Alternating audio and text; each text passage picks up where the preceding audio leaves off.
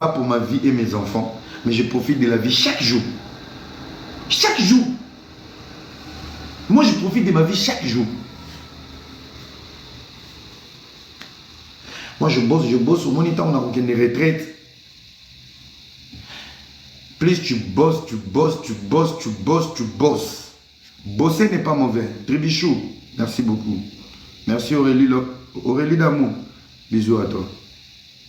Oyebi, place n'est pour comprendre que Congolais, toi, Africains, vous avez des petits esprits. Les amis, tapotez. Vous avez un petit esprit. Écoutez-moi très bien. Dans sa réflexion, je ne vous décourage pas d'aller au travail. Mais je veux juste vous expliquer. Il y a des gens, vous êtes là pour travailler. Et il y a des génies pour réussir. Ça, beaucoup de travail. Il y a un adage qui dit, ne travaille pas dur, travaille intelligemment. Et, Tribichou, on a salué au niveau, l'autre, bébé. Vous comprenez? Alors, tout ça exercice, mon corps. Balobara, la répétition est la mère de la science. Plus on répète, plus ça devient la mère de la science, plus tu apprends, plus tu t'habitues. Écoutez-moi très bien. Plus tu passes toute ta vie à travailler, ça veut dire retraite na yo et kozala incohérent et incompatible na ba service na yo. Pourquoi? L'âge de la retraite, si on a 50 ou 10 ans, et ça âge, il y a moins de 13 ans. Ce qui veut dire, tu vas travailler pour l'homme blanc, tu vas travailler pour la société, tu ne vas pas profiter de ta vie. Il y en a comme moi, bah non. Moi, n'importe quelle fiche de paye, ngulu moro kuna mima kolomila, azomi ma carton, collègue na métis, moutoulou la tortille, njaba okata ba carotte. Pendant ce temps-là, c'est Hera qui construit. C'est Hera qui est en train de préparer l'avenir de ses enfants. C'est Hera qui a la plus belle voiture que les détentes. C'est moi qui m'habille mieux. Et c'est moi qui voyage et je suis tout le temps dans les hôtels. Mais il y a ma fiche de paix. Soyez des génies dans la vie. Soyez des génies. Vous n'êtes pas des génies, mais vous parlez. Il est partout, sauf au travail. Meuk.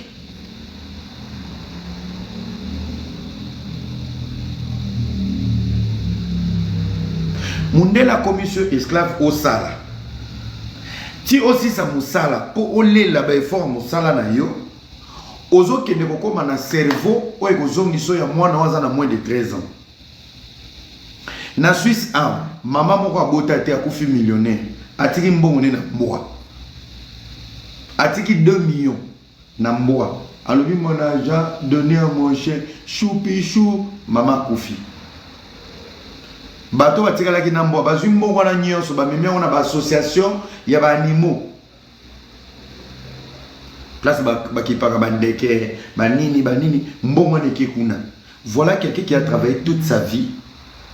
Mbongo na ye a profiter. Apesi yango na mboa na ye bazwi mboa za ye moko bakopesa mboa 2 millions te bazwi mbongo wana bakoti na ba association qui paka banyana. Réfléchissez dans la vie. Soyez intelligent. Poto eza pona ba courage te. Poto eza pona ba génie. Maman azoteka na Château Rouge, o bazo finga na Kinshasa. Ateki safa teki tomate akotili kelemba, teki safa teki akotili kelemba. Akobimiselo 20 000 € ya cash. Oyo yoke na kokata matungulu na komema ba carton hémorroïde basengi 18 papier na crédit otiki bana nyanyongo. Mais ya binisa ngo cash. Qui vous a dit tout le monde veut cotiser pour qu'il y ait un homme de vieillard? Les gens qui profitent de la vie, les gens qui savent voir l'avenir, c'est des gens qui ne pensent pas à comment ils aiment me marier dans la chaise roulante, le rôle à coco. Era est partout, sauf au travail. Travailler avec qui? Avec mes amis qui sont des aides cuisine, des porteurs de cartons. Qui construit à Kinshasa? C'est Era. Qui achète des terrains pour ses enfants? C'est Era. Qui voyage tout le temps? C'est Era. Qui est dans des hôtels, ça, on filmer la deuxième fois. C'est Era. Mais voilà des tintins qui ne bougent pas, qui sont esclaves des carottes, des oignons, des cartons et de classer des étiquettes sur des prix qui vont venir se bomber les torses. Je ne suis pas là pour minimiser les gens qui sont dans ce domaine, mais je suis là pour minimiser les gens qui sont dans cette optique de pensée. Toute ta vie, tu travailles pour avoir des fiches de paie, pour avoir des crédits. Mais il y a quelqu'un qui ne veut pas travailler comme toi. Il réfléchit. Place yozo à crédit, cash. Tu comprends? Place yozo à la crédible. Je peux être crédible indépendamment. Les amis, réfléchissez. Pas bien yozo bobé tabatolo. Moi la poto ya solo. Mobali fala mkana tongo. Fiche de paie. Wana kecha biente. Wana ilo a biente. Wana lamba biente. Makelele. Parce que moto au manqué. À l'école na basket solo pas. Déjà parfait na ma son so mimi balé. Baloye na bino na ba Belgique. Je l'ai dit ici. Son ligne après lève na tchela bino ba facture. Voilà quelqu'un qui profite de la vie avec calcul. Mes enfants. Ce que mon père ne m'a pas donné, je donne à mes enfants.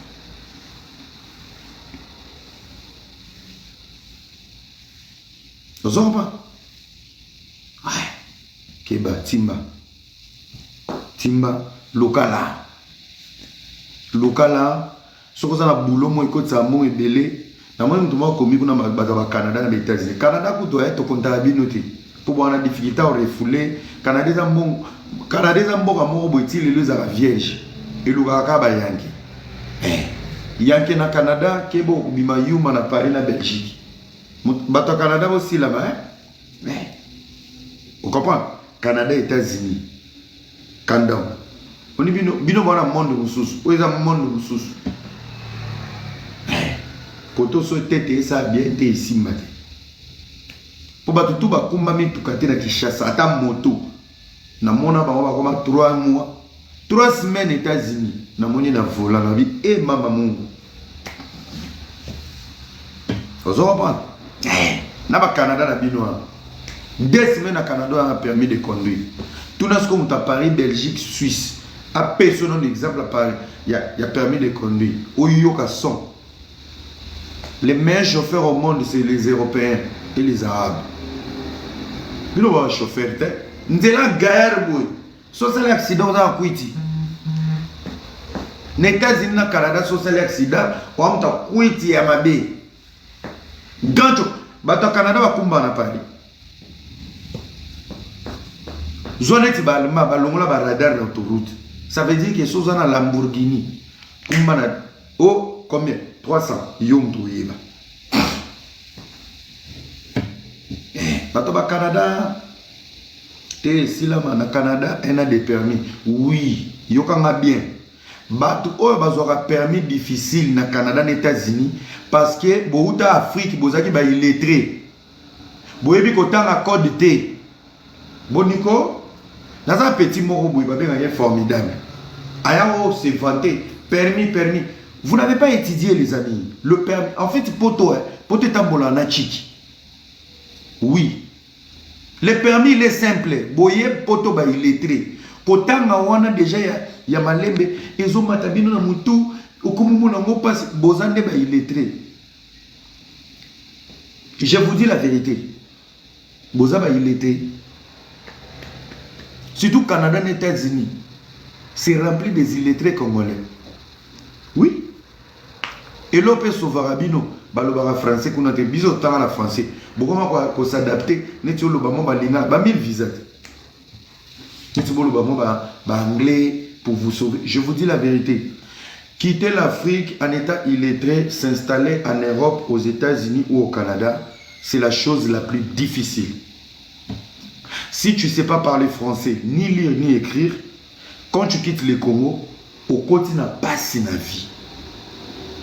Parce que quand tu arrives au Canada, tu ne sais pas parler français. Balou que l'interprète, il y a mon norono.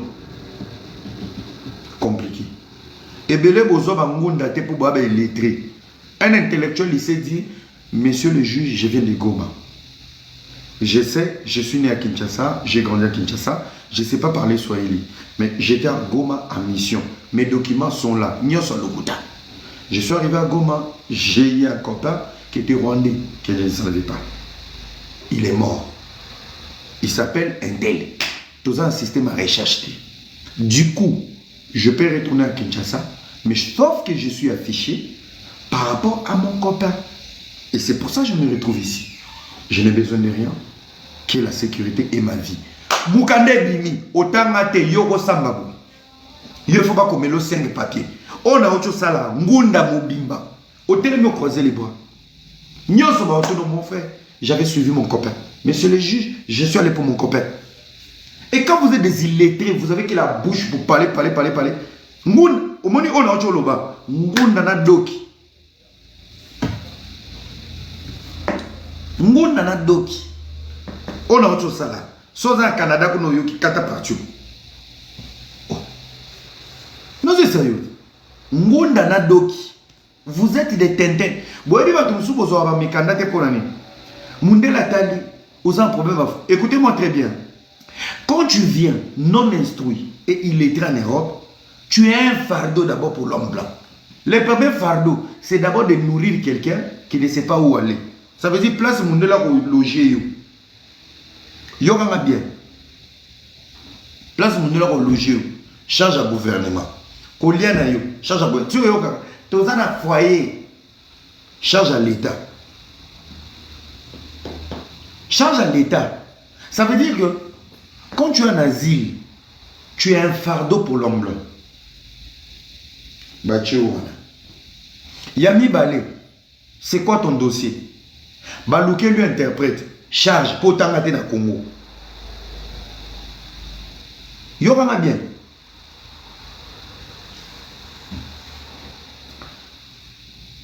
Déjà, il est en asile, na charge à l'État, Azola na compte à l'État, il mange na compte à l'État. Là, on doit le trouver encore l'interprète qui sera payé na compte à l'État. Au bâtisse sous charge. Oye, Ozanaba, babé maoni, ba incohérence, Ozana problème à moto. Babé maoni, les amis qui sont allés à l'université, babé maoni, ba coefficiente. Babé maoni, ba perte, neti mutubo boye, atangate, qui est traité. Il y a un mot qui dit que tu es perdu en fait, tu es vide. C'est en français, et qui m'ingaille. Ah, yoga yoga le bipolaire, te yopé sous. Insuffisance. Merci. Aux appels fort compte, moi, je bois qu'on liban les atteints. Aux appels insuffisance, moko intellectuelle. Déficiente dans le bas qui a mon liboso. Bravo à vous. Ignarté. Sikoyo, yoga bien. Mundele oyoza radical. Mundele oyoza radical alinga mboka na ye. Ataliosco noir. Activer dans le racisme. Allié Lino. Alors le félé. Ngondo félé. Bah on laisse au félé. Tous les sont interprètes. Et il est là devant mon tribunal. Il a des insuffisances. Ça veut dire si je lui donne les papiers, il est encore insuffisant à l'extérieur. Il doit trouver encore quelqu'un qui va le former.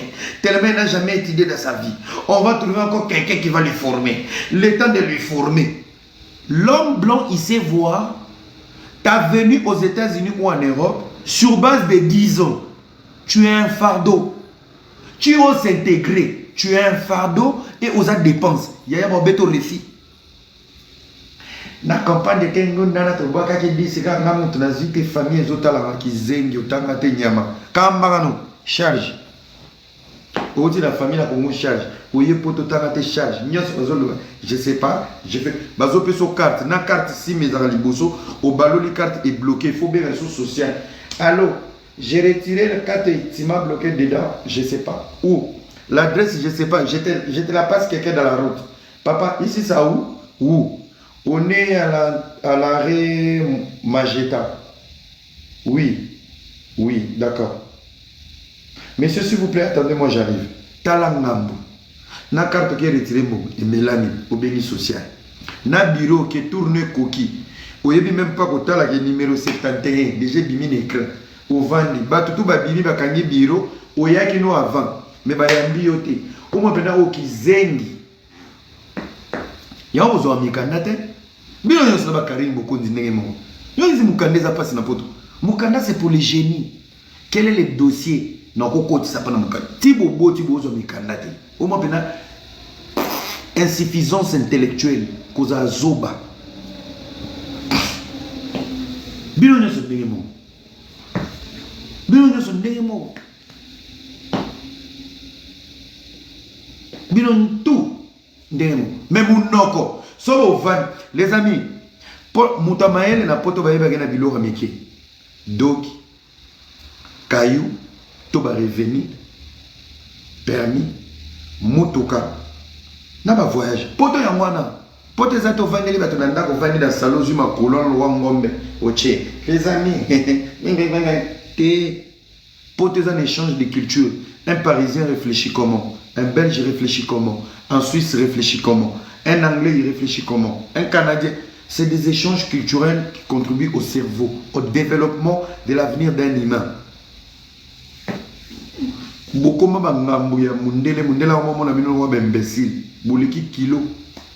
c'est des vérités.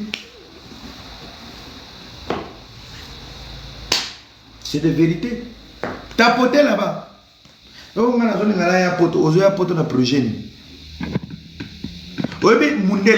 vais vous expliquer encore un deuxième truc. Mais Mundela Zaka est excité. Comment ça se fait? Ce mec, on a retrouvé son passeport. Il vient d'arriver sur le sol belge et français. Mais le mec, il est en train de manier la langue française comme s'il était le nôtre. Aux nuance. Mais messieurs, vous nous avez dit l'autre fois dans votre interrogatoire que en 2001, vous étiez avec M. Etienne Tshisekedi. Mais comme par hasard, en 2001, vous vous retrouvez au Katanga à Lubumbashi. Bon, messieurs, vous savez, dans notre pays, c'est difficile de retenir des dates. Mon frère, Ngoundé Zagarol est avocat, même si on va te tuer. Il y a des blancs qui sont séduits de savoir, il vient du Congo, mais il parle très bien français. Il vient du Congo, mais je le comprends. Il vient du Congo, il m'écoute. Il vient du Congo. Toutes les réponses sont fausses. Mais le mec, il parle bien. Dans sa tête, il s'est dit, il est là pour la vie meilleure. Ça veut dire, si je lui donne le papier, il a la possibilité de faire des formations et des travaux et de contribuer dans mon pays. Mais si vous avez vos papiers. Mais au cas aussi, aux autres ça dans l'élégance. C'est comme un bino, il est très au Yamakolo. T'as la chaussette dans le salon. François y habité. Ngouda, avocat. L'homme blanc aime les gens qui n'ont pas besoin des avocats et des intermédiaires. Parce que tout ce que tu dis est vrai. Tu dois t'assumer. Botangité, il y a un poto, sans papier, mon belle cotisation. Histoire. Beaucoup m'a annoncé. Histoire annoncée. Bon, les amis, tapotez d'abord. Tapotez d'abord. Tout comme on a 100 000. Maman Paradis n'a pas su une beauté. Merci beaucoup, Tribichou. Merci beaucoup. Histoire annoncée. Il était une fois au Canada. Un Congolais qui vient de Goma se retrouve au Canada. Il alla vers un avocat. L'avocat a 5 000. Le Congolais qui travaillait au noir a donné à l'avocat 4 000. Il restait 1 000 €. N'a story il y a TikTok Lelo. Vous pouvez aller voir. A commis, le jour de se présenter, l'avocat qui dit, si tu n'as pas fini mon argent, je ne t'accompagne pas. Le Congolais perdu, il dit, mais non, accompagne-moi. Une fois on va réussir le procès, j'aurai mes documents, je vais te payer tes 1 000 $. L'avocat congolais qui refusa, il dit, non, je ne t'accompagne pas. Le Congolais, il part seul, il se présente. Dans son dossier, il devait être accompagné par un corps juridique. Le juge lui dit, ton avocat, il est où? Il dit, mon avocat n'est pas venu parce que je n'ai pas fini son argent. Le juge qui pète un câble, il dit, donne-moi le numéro de l'avocat. On appelle l'avocat. L'avocat qui répond au juge, j'ai désisté dans son dossier, je ne viendrai plus. Il n'a pas fini mon argent. Le juge qui est choqué, qui pose, comment ça se fait? Tu as 80% de la somme d'argent et tu vas désister dans un dossier qui est primordial pour la vie de ton client. Ça, c'est quel genre d'avocat? Le juge qui lui dit, je ne peux pas clôturer ton dossier parce que la faute ne vient pas de toi. Qu'est-ce qu'on fait? Je te propose un nouveau rendez-vous, mais sauf que s'il n'y a pas ton avocat, tu viens seul. Tu es d'accord? Oui. On propose un autre rendez-vous. Et le mec qui va aller voir l'avocat, il part, il voit l'avocat. L'avocat qui dit, si tu ne finis pas le 1000 euros, il dit, mais je suis stressé, j'arrive pas à travailler, viens, on finit les deals, et après. Et les jours J, la personne se présente seule au tribunal. Il arrive, le juge lui pose encore la question. Tu es accompagné ou pas? Il a dit, non, je ne suis pas accompagné, je suis seul. Tu es prêt? Oui. Tu vas faire seul? Oui. Les amis, son interrogatoire a pris 40 minutes. Et en sortant, seul, ça pourrait être accompagné. Le résultat était positif. Mettez-moi les clés. Ce Congolais de Goma a été régularisé au Canada. Il a eu ses papiers sans l'accompagnement de son avocat. Et au moment où je vous parle, c'est les juges qui viennent de lancer un dossier. Il y a du remboursement de ces 4000 $ canadiens de cet avocat facochère congolais. Vous savez qu'est-ce qui a sauvé ces Congolais de Goma? C'est le côté intellect. C'est une histoire vraie. Allez sur ma story de TikTok. Beaucoup de Congolais, vous êtes des illettrés inutiles et vous êtes des peureux. Tu fais des business, tu as des comptes qui bougent matin, midi, soir. Nana salaka visa. Va toi-même à l'ambassade. Zoba. Un Congolais, c'est un fainéant d'esprit. Je ne parle pas à tous les Congolais. Les Quinois en général. Un Quinois, c'est excusez-moi pour le terme, pas tous les Quinois. 80% des Quinois, c'est des flemmards, des tintins et des idiots. C'est le mot qui convient. Même pour s'inscrire dans une école, il doit penser, école n'est à 100%. Kiol. Il veut la facilité. École n'est à... Il sait qu'il est bête dans la vraie vie, alors l'école à 100%. Il s'implique dans des débats débiles. Là où il y a l'argent, il n'est pas là. Il est que dans Winner, Paris Foot. Et c'est là où il se donne de l'énergie pour réfléchir. Pourtant, il perd 3 choses. Il perd le temps, il perd l'argent et il perd son âge. Avant Nina, Ayerolobeta Punda, Paris Foot. On lui dit Tumba Makala. Congolais lié à chaque jour, Corée, Zalakate. Makala épée sa mort. Il ne veut plus. Kata Bilanga. Dans la période où Pondé comme important, après Pondou, Manioko. Manioko on est foufou. Il ne veut pas. Il veut le luxe. Il perd l'argent, il perd son énergie et il perd le temps. 3 choses à perdre. L'énergie, le temps et l'argent. Ok, on peut simbongo pour bêta Paris Foot. Aux autres perdre le temps, on réfléchit. Aux autres perdre l'énergie, il y a venir. Jouer à la bêta qui match à 1000 francs. Dans les 80 000. A-t-il l'inéquiole? Donc, il veut être millionnaire dans les jeux d'hasard. Il veut réussir dans la vie dans les paris foot. Voilà. Voilà toute une jeunesse quinoise. Paris foot, oui. Naba naba si babeta balde. Tobeta X to croisé. Ah bah ça est. Moi c'est. Bah ça.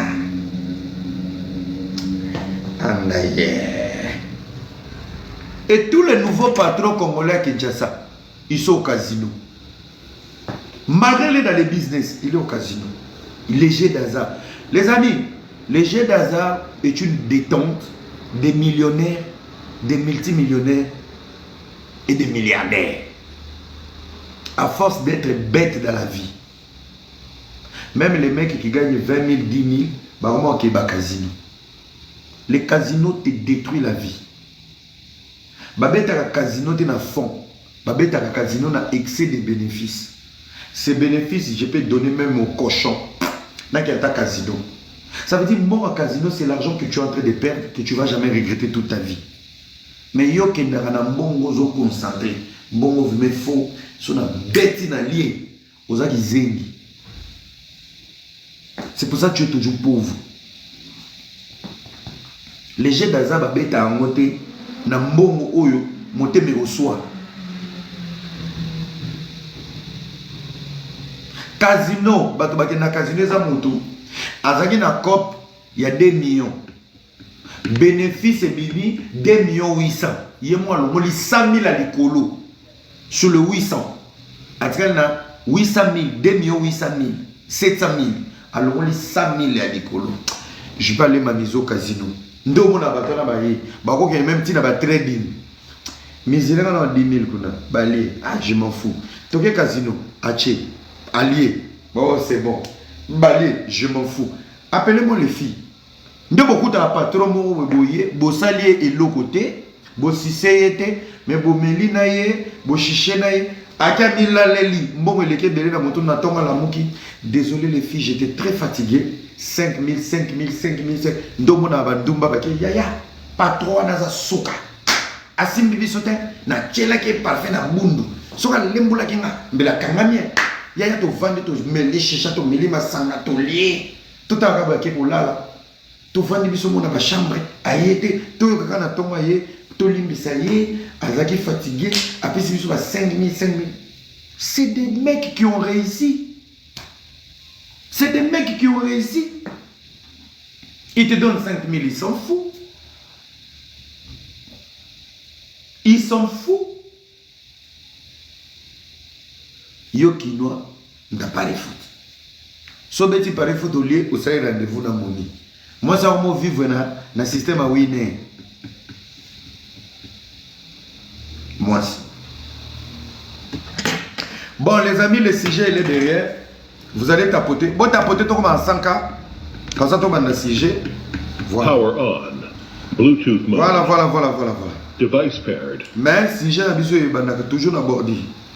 Je m'adresse à tous les Congolais complexés. Bossilama. On n'est pas victime. Comme on est vilain.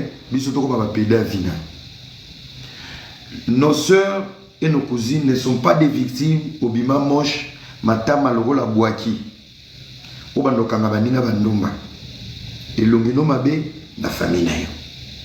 on n'est pas victime et nos familles n'ont pas signé des contrats. Si le sozo récirté, que baninga va réussir pour baola la baona silama. On n'est pas victime de la famille qui souffre. Que baninga va réussir balia avec toi la batte. Yo pelia yo mo na papa na maman na. Moto na moto a gardé bande na. À force d'être pauvre dans ta propre vie. Ce qui est pauvre, c'est parce que mon anus il est encore vierge. Il y a un rabatoboli à moi son barrage. Si la main.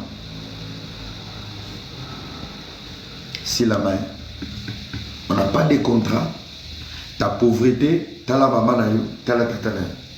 So on qui ne finit na profil à moto. Bama maman no li banga na moto. Pour yenda bimiso na famille ba pauvre. Ils en étoile. Ton papa il est vivant, attaque-toi ton père. Tes cousins sont vivants et cousines. Landa maman. Des mots complexes dans le esprit quinoa. Bokani tarapoto eza lol. Olala chaque jour l'autre tarapoto. Na lopa on a vu nous mboa comme olia kimbiolong. Biso neto tinda nzambe tape sa biso occasion to ya avant. Yo bana ko nyokola onyonga kana kishaso tinda la biso ba jeton. Silama. Ato nika bilamba la maboko te na machine. Ekaoka na moite na machine. Robinet kaoka maite. Bandako echa ba kivi na Kishasa. Soki osumba mema chasser. So fini ma ezate ya zoanye no cha na chasser. Okangi yebisa ba pe au revoir. Ato zai na mesa. Na kei pocho sumba. Ebi ye mutokoti. Soki ma ya roboa ezate ozunye no na maboko kangi na chasser. Na keni tambola kana de chasser. Bisika nyego bima oyebite.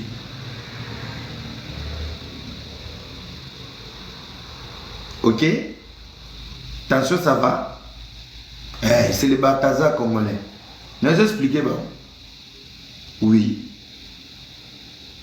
Vous avez vu nos ba méga. Mais si vous avez le $20, au bimisi ma belle na kinto biotine na weta. Mubala bato. Moi c'est dans un pote. La soinaki. Moi c'est un pote ni l'outil le 20 euros très mutakala la belle vidéo.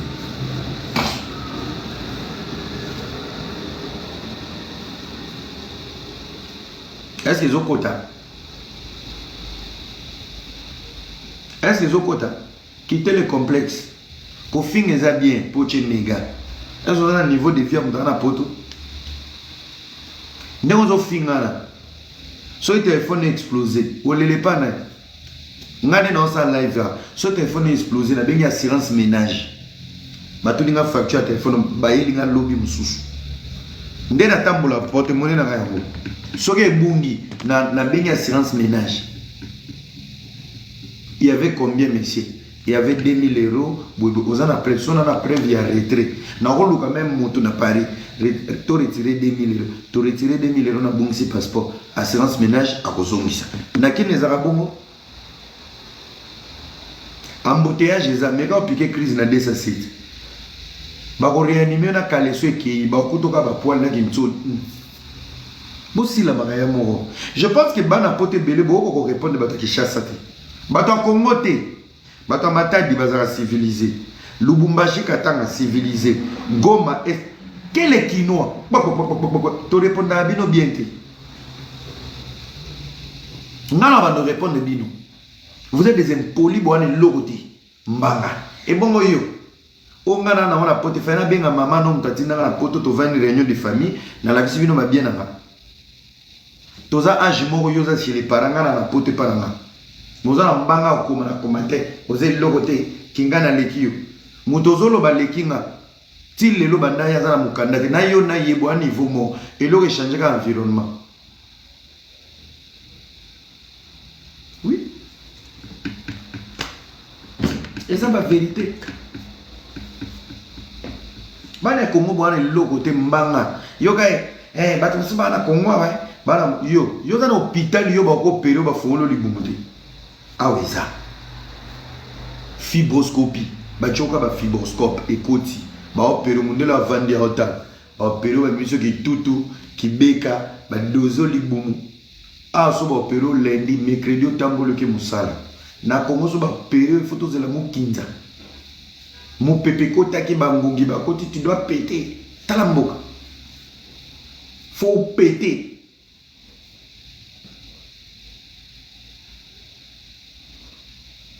Aliété, ça fait 2 jours. Pour la bazo ya mokinza. Mboka mobimba ba opérer mutu ba vandi na couloir. Soka die bonga ko kufa tozela.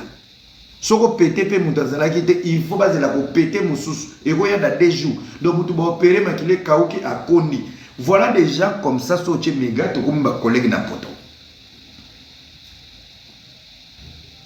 Hein? Mutu aboyo pour vendre discuter petit moi manquer ngana king. Mutu ba opérer aux autres là pété pour aller. Yo mona normal. Yo so pas mona poto.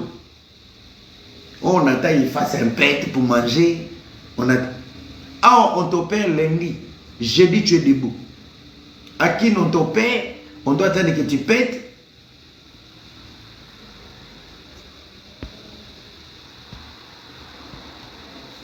Na yo que la maman té.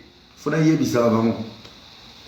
Soit là, type moi, que moi, l'ouvre, aya télémio, swag non-stop, yo, chaussette moi, Louis Vuitton, loyer na bino. Quand l'ineto, moi l'ineto, oui, au cas, oui. Ce qui n'a jamais eu d'autre qui ça, ça n'a simulé dans le bogo, place dans un sombre, au piqué crise. Oui, mais non. Nakata l'ineto, provision.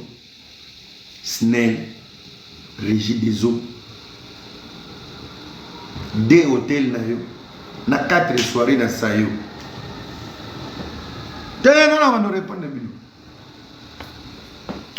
Voilà, merci beaucoup chers amis. Tous un sujet dans la cima. Bagolo habillé. Je suis là pour vous. Boyebi. Vous la photo dans simisa ma matière. Moi je fais pas des matières, moi je fais des analyses intelligentes et je suis pas dans vos trucs à débattre. C'est pour ça que j'ai la langue facile dans tout à bien abordé. Osana qui nous sépélité sur kata sali la malai vital ngati. Mais mutunyo so finga ngana kishasa mkono okuta non robeto. Ça c'est clair. Bon, on va aller. Bon, vous allez tapoter avec 100K, on commence les lives. On est d'accord? Tapoter. Bah, si tu es riche, comme la Norvégienne, tu mets les cadeaux. Si tu es pauvre, tu tapotes. Si tu es moyen, tu partages. Et si tu es Tintin, tu quittes.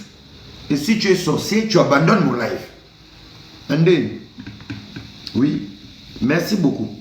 Boendeza. Quand tu n'as rien, tu t'étais. Alors, on va tapoter jusqu'à 100K.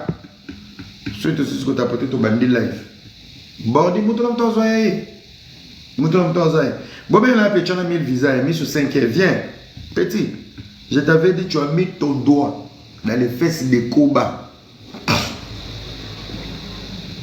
Nancy Bino Ndembo, il faut qu'on comprendre un mot. Merci beaucoup à l'artiste Ferrego là. ING. Bagola boso babillet donc il aussi là. Ngamoko naza mobembo moko na wakende. Mais son azungi je serai à nazo zato conclure moi 2-3 trucs. Je serai à Bruxelles 5 jours avant les concerts. Dans un na bino. Photo mona na bagolo a solo. Vous menez tout ça là na Adidas Arena. Beaucoup tangawana. Et gars, je veux les billets, je n'ai pas les billets, tu me vois. On va faire ça pour l'artiste. Il nous a toujours respecté, il nous a toujours aimé. Moi, réciprocité. Hein. Pourquoi on a voyagé? Sinon, tu as un jour, dans un live, ING Arena, au sommet en ligne, au zongo fara, tout le monde a une pièce, moi bisous. Vous comprenez? Au super moi bisous. Il y a un bisou de Mbungimba. Vous comprenez? Comment on a fait? Comment on a fait?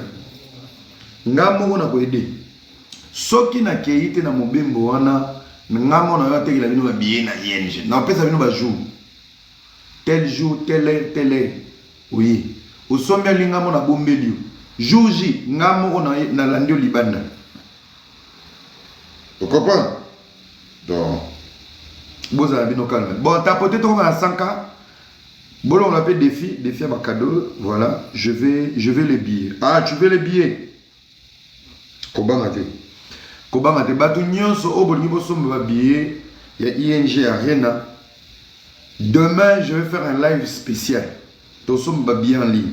Nazama salanga LDR alanga somba 3 billets. On va acheter les billets demain en ligne. Oyo moyen on sombe zate. Ozana PayPal. Otindi PayPal to sombe lui en ligne. To kanisi ba billet. Pe mutu to a payer billet na live nanga. Yeba ke na nyongo na yo ya 17 snap. Si tu as un concert, tu as 10 fois le snap, après le concert, tu as 7 fois. Bino tu as 17. Lobby sans le snap, non, loba. Oui. Dans la bino baby promotion,